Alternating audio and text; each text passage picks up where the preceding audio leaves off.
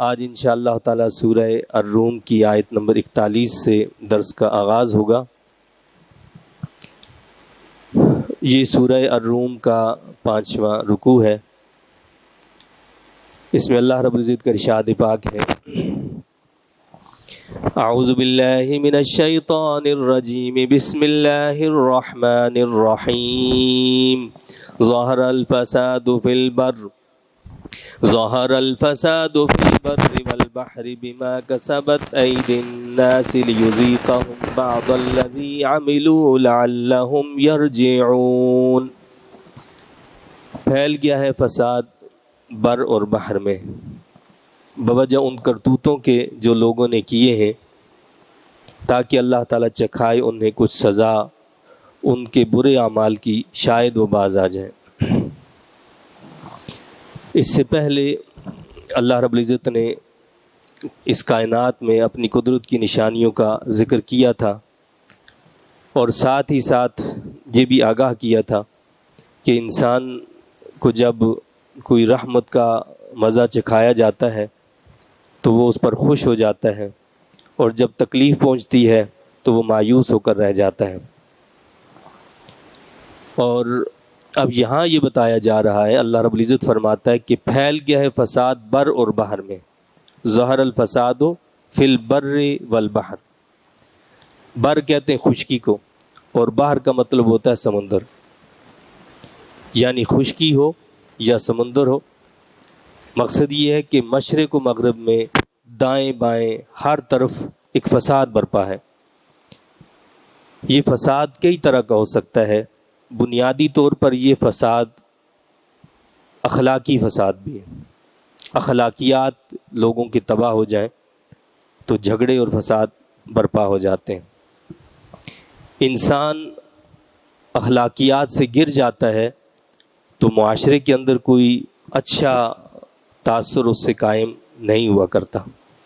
اسی طرح انسان کے اپنے کرتوتوں کی بنا پر ماحولیاتی آلودگی یا سمندر کے اندر کوئی آلودگی پیدا ہو جاتی ہے، یا یہ دھواں اور یہ دیگر جتنے بھی یعنی ماحول کے اندر جن چیزوں نے بیماریوں کو جو ہے بڑھا دیا ہے، یہ سب اصل میں انسان کے اپنے اعمال کا نتیجہ ہے۔ انسان کا عمل جو ہے، اس کا کردار جو ہے، یہ سب فساد برپا کرتا ہے۔ تو فرمایا کہ پھیل گیا فساد بر اور بحر میں۔ کیسے پھیلا؟ بما کسبت ایدی الناس، بوجہ ان کرتوتوں کے جو لوگوں نے کیے ہیں، یعنی ان کے اعمال کی وجہ سے فساد برپا ہوا ہے۔ یہ پوری دنیا کے اندر آپ دیکھتے ہیں یہ جتنا بھی فساد ہے، چاہے وہ ہتھیاروں کی بنیاد پر وہ فساد کھڑا ہو، یا کسی اور بنیاد پر ہو، مفادات کے لیے یا کسی اور معاملے میں، یہ سارا کیا ہے؟ بما کسبت ایدی الناس، یہ لوگوں کے اعمال کی وجہ سے، یہ ان کے گناہوں کی وجہ سے ہے۔ تو اللہ فرماتا ہے کہ لیذیقہم بعض الذی عملوا، تاکہ اللہ تعالیٰ چکھائے انہیں کچھ سزا۔ یہ فساد جو برپا ہے تو یہ کیوں ہے؟ یہ جو بیماریاں انسان کو طرح طرح کی لاحق ہو جاتی ہیں، انسان طرح طرح کی پریشانیوں میں مبتلا ہو جاتا ہے، اور یہ زمین کے اندر جو ہے ایک عجیب سلسلہ ہے۔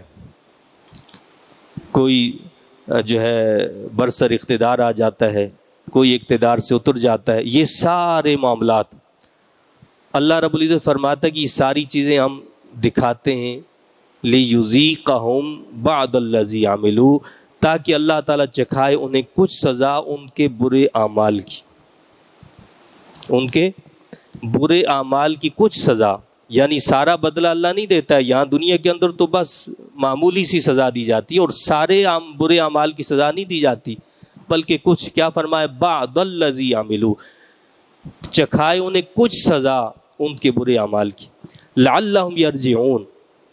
اب سوال یہ پیدا ہوتا ہے کہ مولا یہ سزا تو کیوں چکھاتا ہے؟ اللہ فرماتا ہے کہ شاید وہ باز آ جائیں۔ یہ جو ہم پریشانیوں میں، تکلیفوں میں، غموں میں مبتلا کرتے ہیں، یہ فسادات کھڑے ہو جاتے ہیں، یہ مہنگائی کا طوفان کھڑا ہو جاتا ہے، یہ ساری چیزیں یہ بے برکتی ہو جاتی ہے. یہ کیوں کرتے ہیں؟ لعلہم یرجعون، شاید لوگ باز آ جائیں، یعنی اللہ کی طرف رجوع کر لیں، معافی مانگ لیں، توبہ کر لیں، تو ہم ان پر اپنی رحمت کریں گے.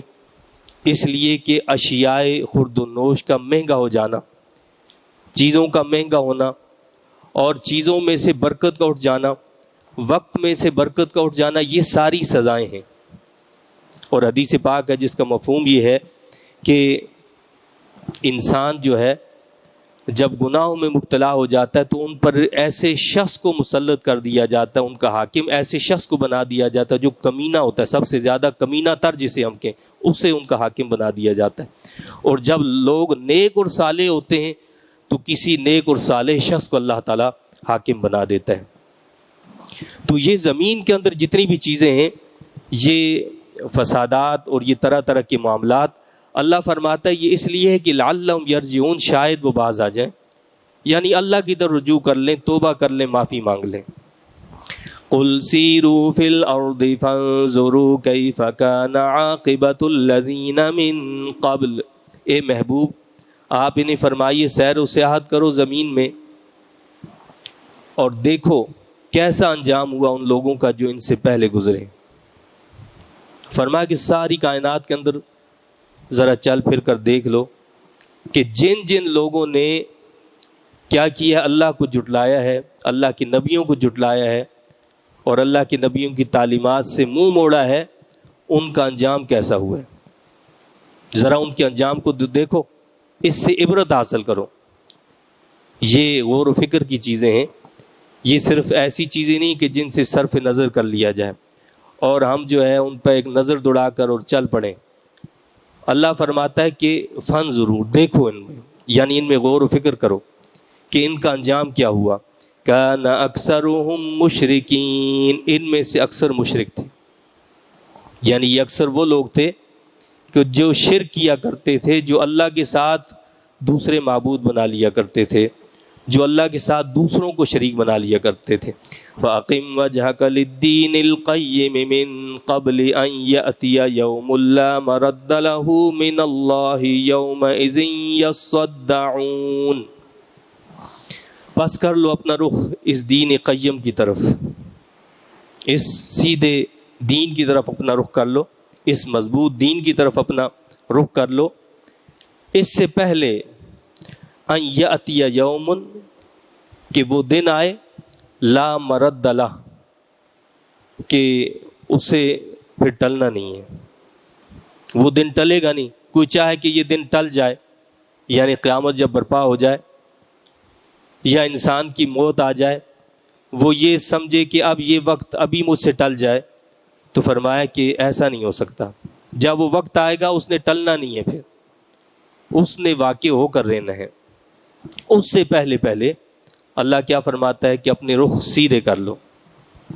یہ رخ جو ہمارے نمازوں میں ہم قبلے کی طرف کرتے ہیں، تو یہ نمازوں سے باہر بھی قبلہ رخ ہونے چاہیے. جب ہم نماز سے باہر ہوتے ہیں، نماز پڑھ کر باہر نکلتے ہیں، تو ہمارے رخ کہاں ہوتے ہیں؟ کہیں ہمارا رخ یورپ کی طرف، کہیں فلاں کی طرف، کہیں فلاں کی طرف. ہم ان کی تہذیب کو پر جو ہے عمل کرتے ہیں، تو پھر کامیابی کہاں سے ملے گی؟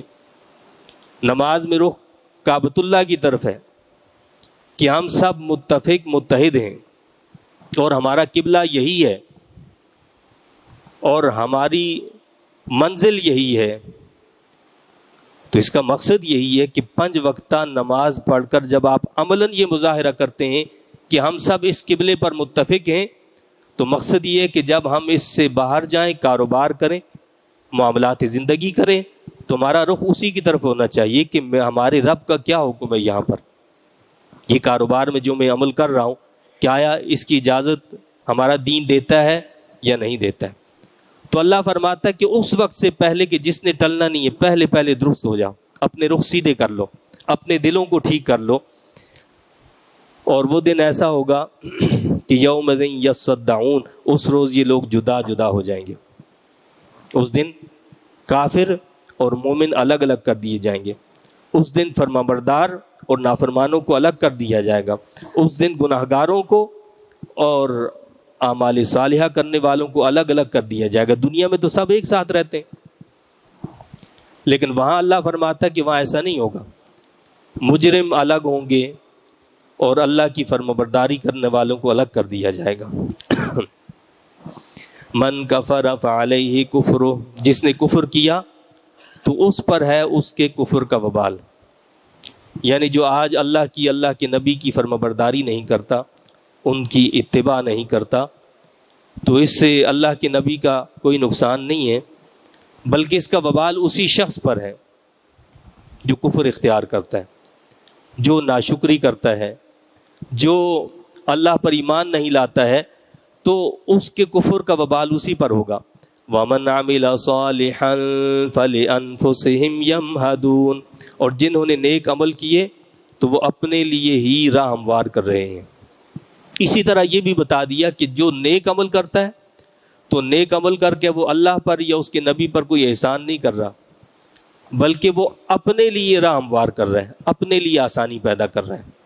کوئی اگر عمل صالح کرتا ہے، اچھا عمل کرتا ہے، تو یہ اچھا عمل اسی کو فائدہ دیتا ہے، کسی اور کو فائدہ نہیں دے گا، یہ اس کی اپنی ذات کے لیے۔ لِيَجْزِيَ الَّذِينَ آمَنُوا وَعَمِلُوا الصَّالِحَاتِ مِن فَضْلِهِ، تاکہ اللہ تعالیٰ بدلہ دے انہیں جو ایمان لائے اور نیک عمل کرتے رہے اپنے فضل و کرم سے۔ کیا فرمایا کہ جو عمل صالح کرتا ہے وہ دراصل اپنے لیے کرتا ہے اور اپنی راہ کو آسان کرتا ہے، اپنے لیے جنت کی راہ کو ہموار کرتا ہے، لیکن اللہ تعالیٰ جو جزا دے گا وہ کیا ہوگی؟ من فضل، وہ اپنے فضل و کرم سے جزا دے گا، یعنی بندہ اللہ سے جزا کا مستحق بنتا ہی نہیں ہے، یہ محض اس کا فضل ہوتا ہے، یہ محض اس کا فضل ہے کہ وہ کسی کے ساتھ رحمت کا معاملہ فرمائے، اس کو جزا عطا فرمائے۔ اس کو آپ ایک مثال سے اس طرح سمجھ لیں، آپ ایک ملازم رکھتے ہیں اور اسے کہتے ہیں کہ جی آپ کی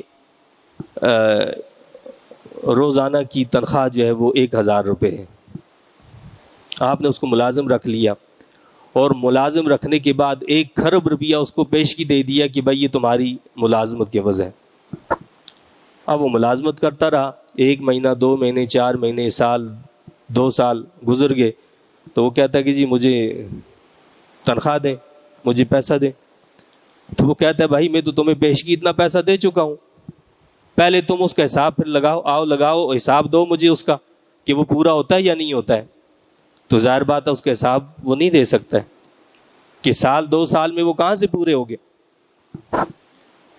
تو مقصد یہ ہے کہ رب کائنات نے ہمیں پہلے سے اتنی نعمتیں عطا فرمائی ہیں، سر سے لے کر پاؤں تک اگر ہم گنے، کہ کسی ایک نعمت کا بدلہ بھی ہم نہیں دے سکتے۔ اب اللہ جو جزا دیتا ہے وہ بندے کے عمل کرنے پر جو جزا دیتا ہے وہ اس کا مستحق نہیں ہوتا، یہ محض اللہ اپنے فضل سے عطا فرماتا اس کو وہ جزا، اپنے فضل سے۔ اللہ کے نبی صلی اللہ علیہ وسلم نے بھی ایک موقع پر فرمایا جس کا مفہوم یہ ہے کہ جنت میں وہی شخص جائے گا جس پر اللہ رحم فرمائے گا، یعنی اللہ کی رحمت سے جنت میں داخل ہوگا جو بھی داخل ہوگا۔ صحابہ نے عرض کی یا رسول اللہ صلی اللہ علیہ وسلم کیا آپ بھی؟ فرمایا کہ ہاں میں بھی اللہ کی رحمت سے جنت میں داخل ہوں گا۔ تو یہ اللہ کا فضل اور رحمت ہے۔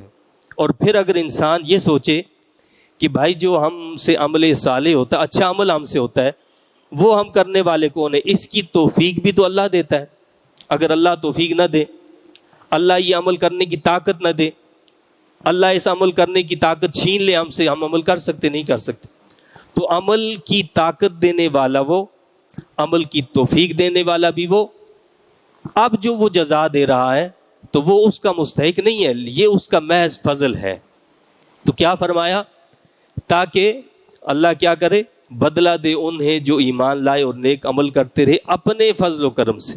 یعنی یہ ذہن میں بٹھانا مقصود ہے کہ یہ مت سمجھنا کہ تمہارے کسی عمل پر تم اس کے مستحق بنے اور اللہ پر تمہاری کوئی جزا لازم ہو گئی، بلکہ یہ اس کا فضل ہے کہ تم نے ایمان قبول کیا اور عمل صالح جو اختیار کیا، اس عمل صالح کرنے پر اللہ تم سے خوش ہو گیا، خوش ہو کر وہ تمہیں صرف فضل سے جزا دے رہا ہے۔ تم اس کے مستحق ہو نہیں ہو، لیکن پھر بھی وہ اس لیے جزا دے رہا ہے کہ اللہ اس بات سے خوش ہو گیا ہے کہ تم نے اس کی فرمانبرداری اختیار کی ہے۔ اِنَّهُ لَا يُحِبُّ الْكَافِرِينَ، بے شک وہ پسند نہیں کرتا کفار کو۔ اللہ تعالیٰ کافروں کو پسند نہیں کرتا ہے، وہ اہل ایمان کو پسند کرتا ہے، جو اس پر ایمان رکھنے والے ان کو پسند کرتا ہے۔ لیکن اس کے باوجود کہ وہ کافروں کو پسند نہیں کرتا، پسند نہ کرنے کے باوجود اللہ تعالیٰ ان کی سانس کھینچ نہیں لیتا، ان کے رزق کو تنگ نہیں کر لیتا، ان پر دنیا تنگ نہیں کر دی جاتی، بلکہ دنیا ان کے لیے اور وسیع کر دی جاتی ہے، اور دنیا میں ان کو بڑی کشادگی دے دی جاتی ہے، کیونکہ وہ فضل اور رحم فرمانے والا ہے۔ اور دنیا میں وہ اپنے ماننے والوں کو اور نہ ماننے والوں کو انعامات سے نوازتا رہتا ہے۔ البتہ جب آخرت ہوگی، وہاں اس کے جو نہ ماننے والے ہیں، اس کا جو انکار کرنے والے ہیں، ان کے لیے کوئی انعام نہیں ہوگا۔ وَمِنْ آيَاتِهِ أَن يُرْسِلَ الرِّيَاحَ مُبَشِّرَاتٍ وَلِيُذِيقَكُم مِّن رَّحْمَتِهِ وَلِتَجْرِيَ الْفُلْكُ بِأَمْرِهِ وَلِتَبْتَغُوا مِن فَضْلِهِ وَلَعَلَّكُمْ تَشْكُرُونَ۔ اور اس کی قدرت کی نشانیوں میں سے یہ ہے کہ وہ بھیجتا ہے ہواؤں کو بارش کا مژدہ سناتے ہوئے۔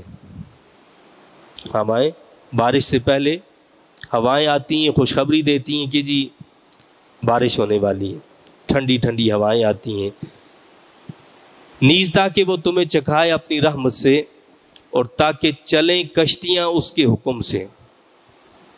اس ہوا کے دو مقاصد بتائے یہاں پر، ایک تو یہ بتایا کہ ہم ہوا چلاتے ہیں تاکہ لوگوں کو خوشخبری ملے کہ اللہ تعالیٰ بارش برسانے والا ہے۔ دوسرا کیا بتایا؟ یہ ہوا چلاتے ہیں ہم تاکہ لوگ خوش ہو جائیں جو کشتیوں کی سواری کر رہے ہیں۔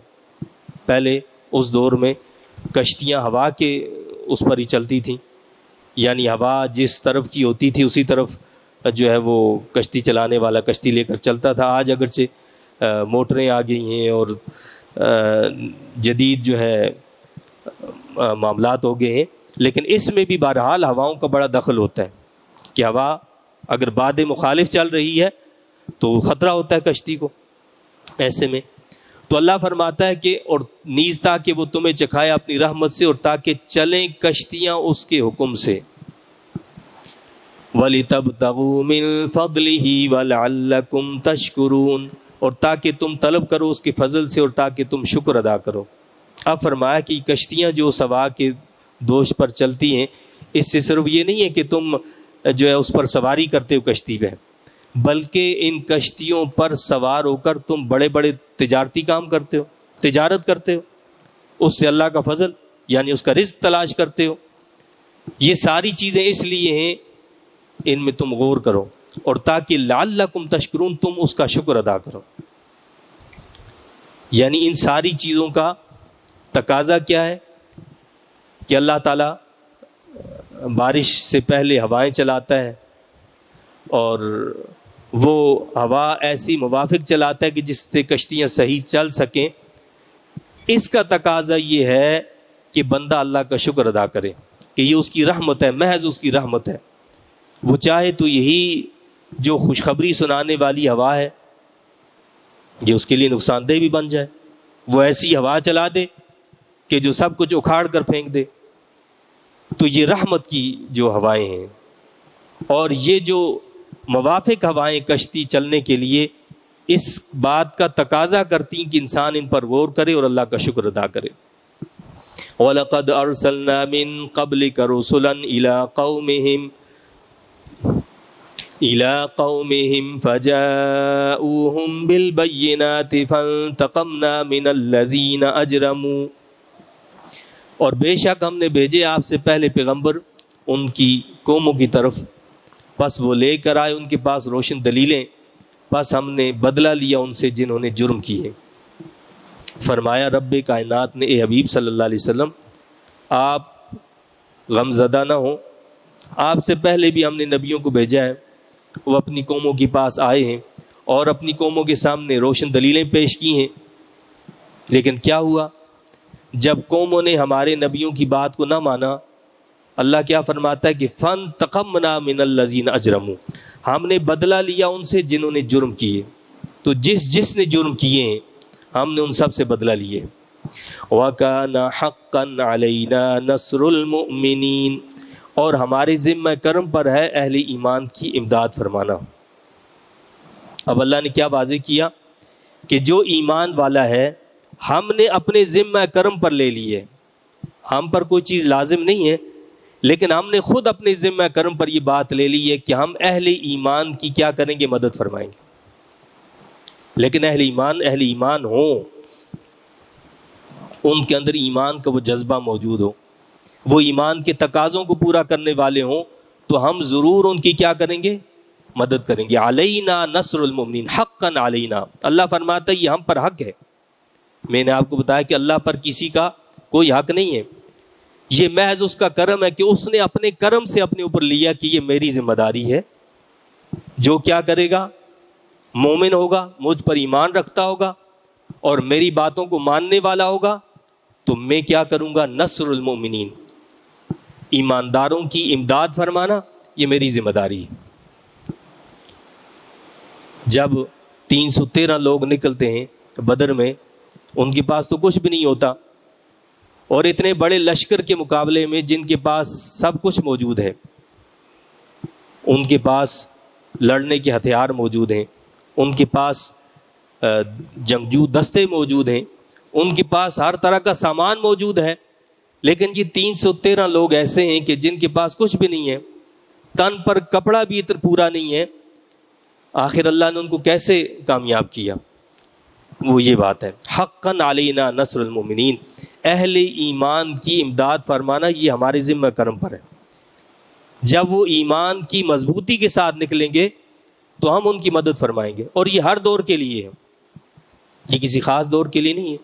اگر ایک بندہ مومن اپنے ایمان پر قائم ہو جائے تو اسے کوئی اپنی جگہ سے ہلا نہیں سکتا ہے. اللہ الذی یرسل الریاح فتثیر سحابا فیبسطہ فی السماء کیف یشاء، اللہ تعالیٰ یہ ہے جو بھیجتا ہے ہواؤں کو، پس وہ اٹھاتی ہیں بادل کو. اللہ ہواؤں کو بھیجتا ہے، یہ ہوائیں بادل کو اٹھاتی ہیں، پس اللہ تعالیٰ پھیلا دیتا ہے اسے آسمان پر جس طرح چاہتا ہے. فَيَبْسُطُهُ فِي السَّمَاءِ كَيْفَ يَشَاءُ وَيَجْعَلُهُ كِسَفًا فَتَرَى الْوَدْقَ يَخْرُجُ مِنْ خِلَالِهِ، وہ کیا کرتا ہے آسمان پر جس طرح چاہتا ہے اس کو پھیلا دیتا ہے. آپ دیکھتے ہیں نا کہ جب بادل چل رہے ہوتے ہیں تو ایک خاص انداز سے چل رہے ہوتے ہیں، کبھی ادھر آ رہے ہیں کبھی ادھر جا رہے ہیں، تو خود تو نہیں چل رہے، ایک ذات ہے جو ان کو چلا رہی ہے. اور وہ رب جہاں چاہتا ہے وہ بادل چل کر وہاں جاتے ہیں، جہاں رب کائنات چاہتا ہے کہ ان کو برسانا ہے وہاں پر وہ بادل پہنچتے ہیں، جہاں نہیں چاہتا وہاں سے گزر کر چلے جاتے ہیں، لیکن وہاں بارش برستی نہیں ہے. تو فرمایا کہ اللہ تعالیٰ کیا کرتا ہے؟ جہاں چاہتا ہے ان کو پھیلا دیتا ہے اور کر دیتا ہے اسے ٹکڑے ٹکڑے. اللہ رب العزت جو ہے وہ ہوائیں جو بادلوں کو لے کر چلتی ہیں، اگر اس بارش کو ٹکڑے ٹکڑے نہ کرے، بارش کے قطرے نہ بنے، سارا پانی یکدم پھینک دے، آپ بتائیے پھر کیا عالم ہوگا؟ کوئی زندہ بچ سکے گا؟ یا اکٹھی بارش نکل آئے؟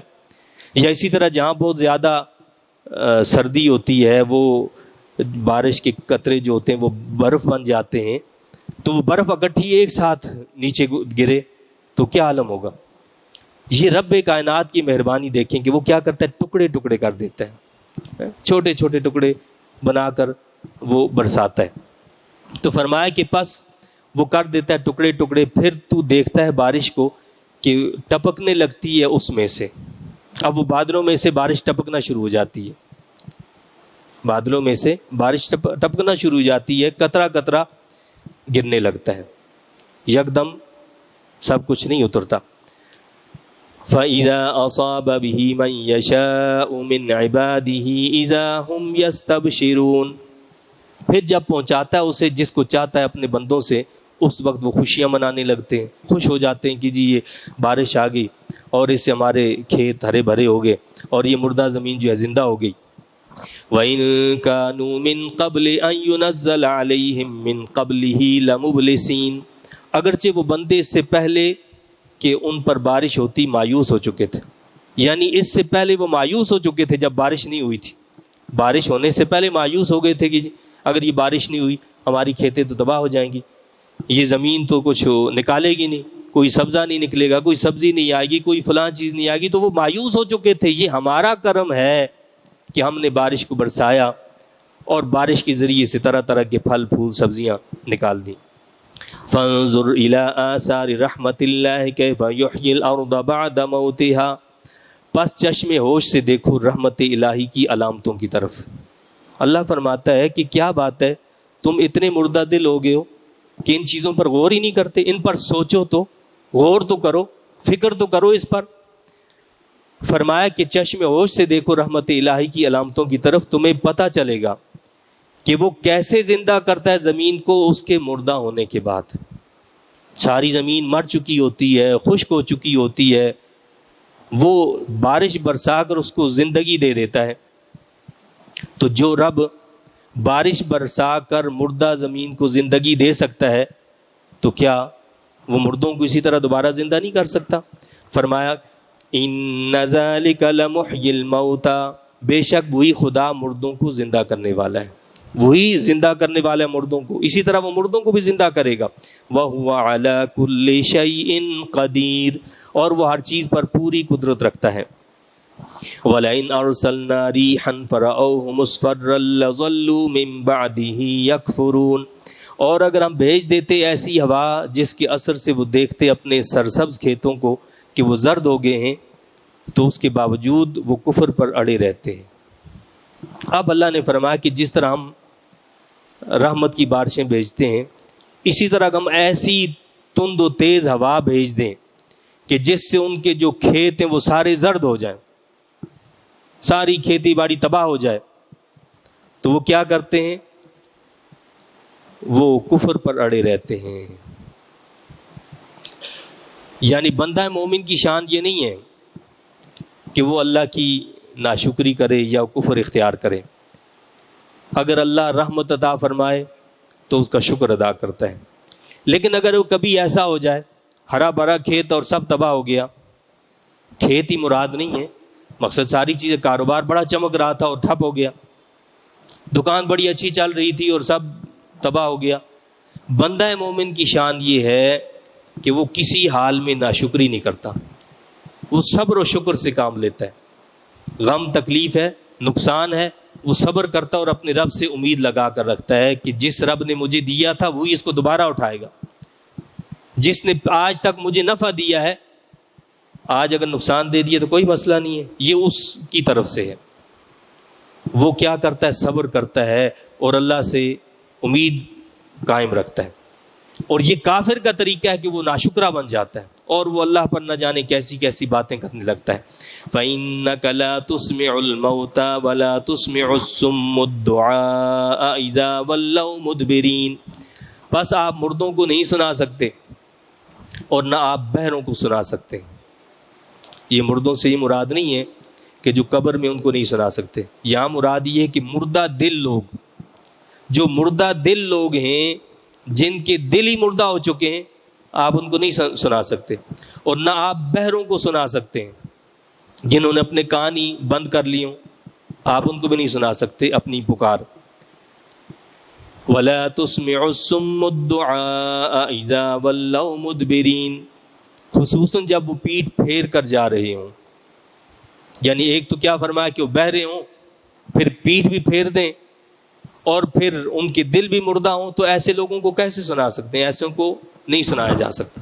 مقصد یہ کہ جو حق بات کو سننے کے لیے تیار نہیں ہے اور جو حق بات کو سننا چاہتے ہی نہیں ہیں، اس کے لیے دل سے ارادہ ہی نہیں ہے اور پیٹھ پھیر کر بھاگتے ہیں، ایسوں کو آپ نہیں سنا سکتے۔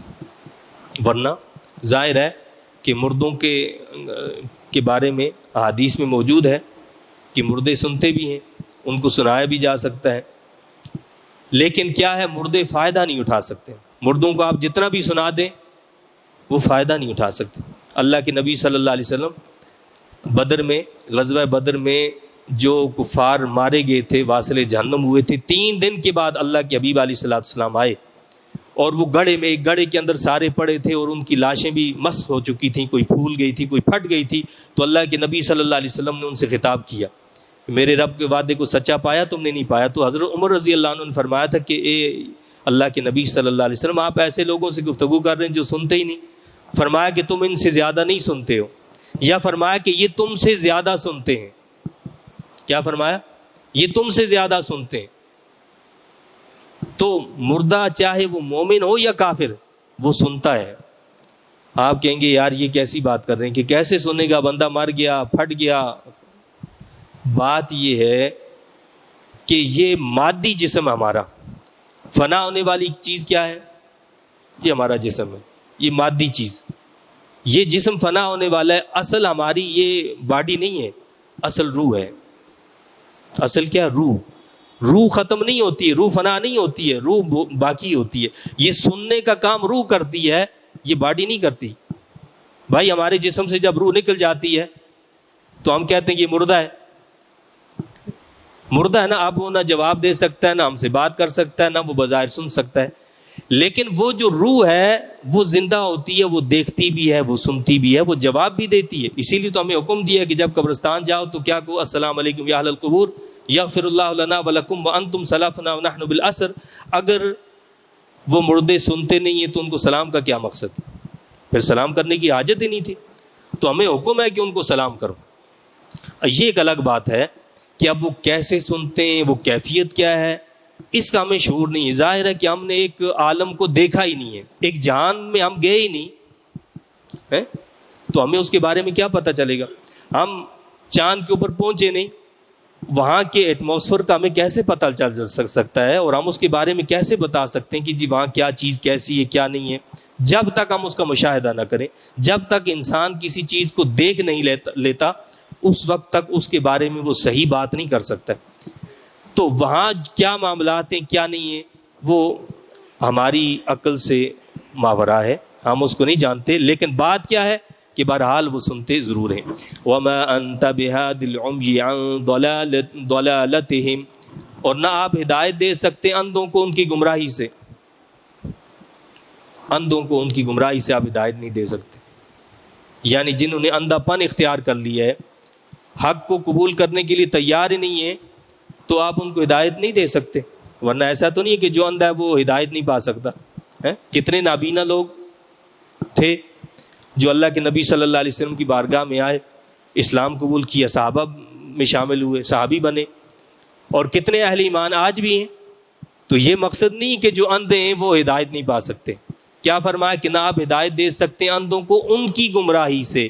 جو گمراہی پر ڈٹ گیا ہے اب اس کو کون ہدایت دے سکتا ہے؟ اللہ ہدایت دے تو دے دے، ورنہ کوئی ہدایت نہیں دے سکتا.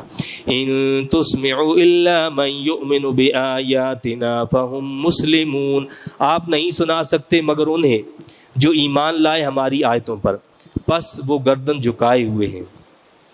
کیا فرمایا؟ آپ کس کو سنا سکتے ہیں؟ کیا ہم کافروں کو بات نہیں سنا سکتے؟ کافر ہماری بات نہیں سن سکتا؟ ساری باتیں سن سکتا ہے. لیکن اللہ کیا فرماتا ہے؟ ان تسمعوا الا من یؤمن، آپ نہیں سنا سکتے مگر انہیں جو ایمان لائے ہماری آیتوں پر. کیا مقصد؟ یعنی جو دل سے تیار ہے ایمان کے لیے تو وہی حق کو قبول کرنے والا ہے، وہی اس بات کو اصل میں سننے والا ہے. جو دل سے تیار نہیں ہے کہ میں نے حق کو قبول کرنا ہے تو اس کے تو ایک کان سے سنے گا دوسرے کان سے نکل جائے گا. تو کیا فرمایا کہ آپ نہیں سنا سکتے مگر انہیں جو ایمان لائے ہماری آیتوں پر، بس وہ گردن جھکائے ہوئے ہیں. اب ان کا طرز عمل کیا ہوتا ہے کہ جو ایمان کی طرف راغب ہوتے ہیں، جن کا ارادہ ہوتا ہے کہ ہم نے حق کو قبول کرنا ہے، ان کے دل جھکے ہوئے ہوتے ہیں، وہ سرخم تسلیم کر لیتے ہیں، وہ قبولیت کا جذبہ رکھتے ہیں، تو ان کے اندر ہدایت آ بھی جاتی ہے. لیکن قبولیت کا جذبہ ہی نہ ہو تو پھر ہدایت نہیں آیا کرتی. اللہ تعالیٰ مجھے آپ کو ہم سب کو حق قبول کرنے والا بنائے اور باطل سے اللہ تعالیٰ ہمیں محفوظ رکھے. آمین. وآخر دعوانا ان الحمد للہ رب العالمین.